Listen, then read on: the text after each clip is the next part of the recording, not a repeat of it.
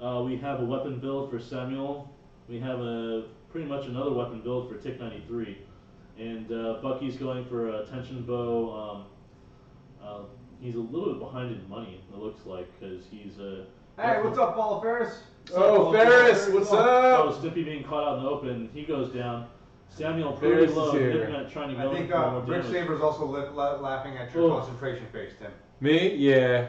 Well, because I'm not with you guys. I'm with other people. I'm with other people who we were playing with, but yeah. And it looks like blue team's going to go take down the money, and it's going to put them up by another 300 gold. Okay, so now it's a 1,400 gold lead from blue team on a two kill lead. It looks like the red team's a little bit underfed. It might be because of the lack of Iron Guard going on right now, because Nivmet actually doesn't have any tier 3 items yet, nor do Bucky is the only one that has a tension bow that's tier 3. Well, actually Stimpy has a aftershock, but let's see if they're able to pull through though. And red team coming into the center, and does not look like they're going to engage. As blue team's coming up, looks like they're going to try to intercept onto Bucky as he's pushing farther out. And oh, there goes a big hit from his slow. And let's see what's going to happen. Stimpy jumps in, a little bit out of position. There goes the stun. Classic Celine back. Oh, and there goes the tower. Classic Celine looks like she's back. Nivmet goes down for that. Oh, man. And then Bucky goes down to the dash from Samuel. Hi, Classic Celine. Hi, Celine. And let's see, the looks like they're gonna Hunter go. sauce. Did you know Pikachu says Pika-Pee? Okay. Good to know. And now the towers are even. Blue team is up by 2,000 gold about and 4 kills. And let's see, Stimpy's coming out. He's a little bit squishy, but does do a little bit of burst damage. Bucky is coming out, and let's see what's going on in the back. We have Nivmet clearing the back camps, and blue team is purchasing and perhaps even waiting to gank. But okay, red team coming down, and is it going to be a team fight? Let's see. Oh, Bucky's pushing pretty far in. Here comes a stun, X-Retsu. Bucky goes down quickly to Tick 93. And it looks like Nivmet's a little bit overextended. He gets stunned and is going to be taken down, activating the miner. Stimpy is still out in the open. He gets slowed and is taken down as well. It looks like the first ace of the game. It is 12 to 5, and it looks like it's slowly turning into a steamroll. Looking at the items, the items are definitely in favor of blue team. Why, Q? Why are they in favor of blue team? If you look at the, we already have like, White Girl's got her fountain of a renewal going on, as well as a clockwork speeding up her stuns. We have. Well, it looks like red team's going. Oh, Nivmet's getting taken out quickly. Red team's going high offense, which is kind of a gamble because if you don't feed yourselves, then you end up like not.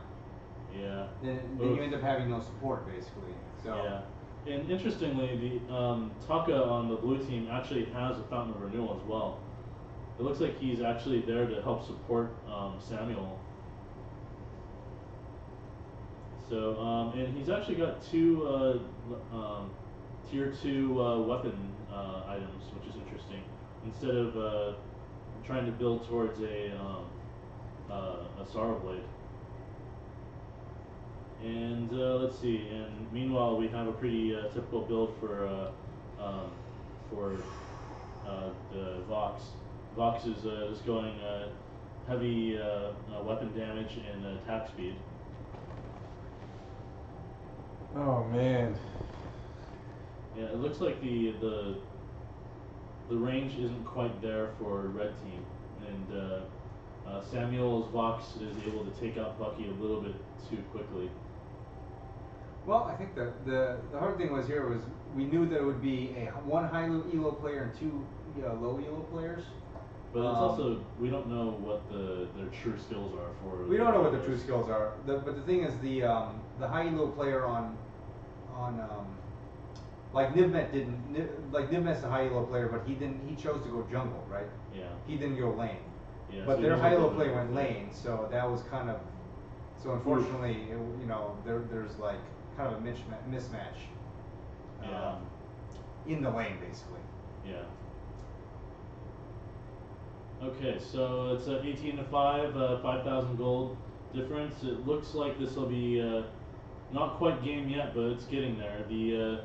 The outer base tower goes down, and it looks like the red team is on defense at the moment.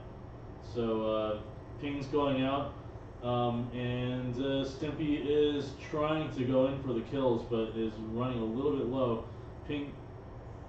Warning pings go out. Bucky's still pushing a little bit farther out, but blue team is luckily retreating. And Nivmet is out. And let's see what's going to happen. Yeah, the squishiness of Vox or of Taka is probably putting Nivmet a little bit of a disadvantage, especially with the initial stun coming from Catherine.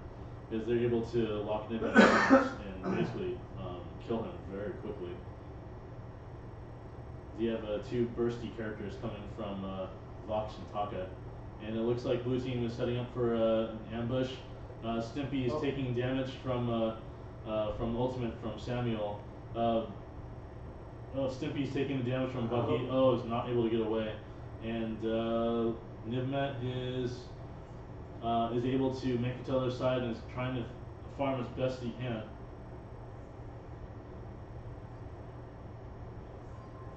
What is he? Okay, he is going to base, and let's see what's going on over here. This tower is going to be taken down.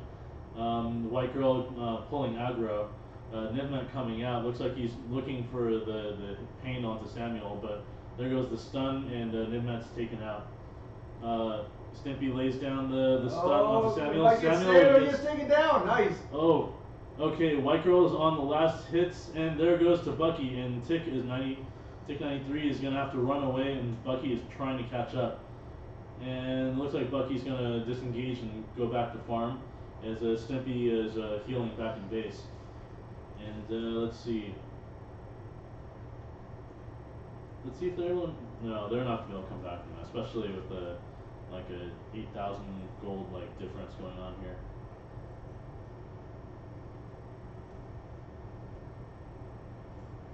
Okay, so let's see what's gonna happen.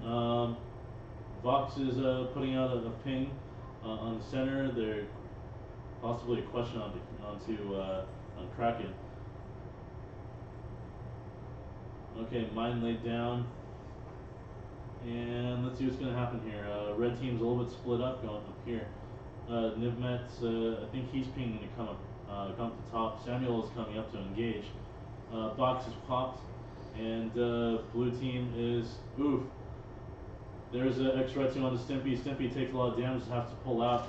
There's the stun onto Nivmet. Nivmet's taken out, and Bucky is a little bit skittish at the moment. Is not engaging, and.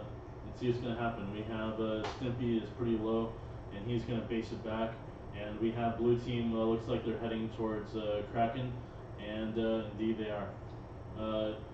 And they probably saw that Stimpy laid a mine in there and wisely knew to pop it. But even if they didn't, I don't think red team could have come over and sniped the kill for Kraken. And let's see what's going to happen here. It looks like it's just going to be a slow push all the way in, and this is probably a good game. Probably. This was always a possibility. We knew, usually with the higher elo players, it's easy to tell who's no one's really faking being POA. And, good night, Battleman. And, good night, Battleman. Yeah, no one's really faking about being simply amazing or POA and stuff like that. But unfortunately, with the lower elos, it's you can't really tell really what level they're at and stuff. Oh, Stimpy gets blown out before he can do his ult. Man, that damage coming out of Samuel is fears. So it's a little hard to balance the teams, but we try, and it was a valiant effort. Yeah, well, I mean, but that looks like a good game. Yeah, I think that I think it's a good thing that we put Nivmet in there though, because it would have been even more one-sided if we didn't put Nivmet in there. Yeah, totally. So thank you, Nivmet. Sorry you were punching bag, but you did a valiant job, and it's it's tough when you have that difference. I had 10,000 gold. Yeah, Samuel was hitting really hard. Yeah. Okay, so these are the builds. Let's see. So yeah, it was kind of a blowout. Yeah, a little bit. It's okay though. I mean, it was tough, and like, oh man, Nivmet was just got nerfed pretty hard. He didn't even hit level 12. Oh, that's rough. Well, man. they were probably also like focusing him down. They were totally focusing him down. Yeah. Okay. Yeah, sorry about that, guys. We always try to make him. We always try to balance out the teams, but. Yeah. Yeah, we tried to balance them out, but it was definitely a low meets high elo game. So it was a very big potential of this type of thing. Time to go play some bots to nurse that ego. Yeah. Except when you die by a bot. That's like the most humiliating. I can't even talk. Humiliating thing ever. Yeah. Nivmet's saying you should have spent your money on something other than tier 3 boots. So. Yeah, it probably better spend it on some sort of armor or health. Because Koshka is pretty squishy. Well, because here's the thing, Koshka is also already kind of naturally fast. She gets a few hits on people, and she's already fast. So you don't need you want some boots, but you don't want to like waste all your money. That money can go toward defense or crystal power. Yeah. The thing about it was the recommended. Yeah. Which I know is not the best way to go. The hard part about like there's a difference between warriors and assassins, and like a lot of people like to play assassins like warriors, and they're not always like it's not always the best way, because as an assassin you only kind of wait around and wait for them to get low enough, and then you pop in and you go whack and you kill them, and then if you're a warrior you can wait out there and just keep beating on shit and then like soak up damage. But Koshka is definitely, the way that they built her now, it's harder for her to be a warrior. Because it used to be that you could be a warrior, but it's not now. Yeah. Like if you're going crystal, like the way you're building, you definitely want to wait outside, and then like when they get low enough, then you just nuke them. Yeah. Then you do your pounce, you do your twirly thing, and also if your ultimate, the one thing bad about your ultimate is that people would hit you while you're doing it. Yeah, I know. So then it's not a good opener when there's 3 of them there. If there's if it's a 1-on-1, it's perfect. If it's it's a one, if there's a 3-on-3, the minute that you pop it, all of them target you. Right. So then it's a if they get split up, like say that one of them like pulls away from the group, then you can probably pull it on him and then nuke him before the so that your teammates can focus them down. But yeah, it's definitely not an engaged type of skill. There we go. Screen. Okay. And so it's a learning process. Yeah. Nivmet's got some advice up here. He says everyone wants to carry. Problem is, as support, you're only as good as your carry. Hence why you can't play support.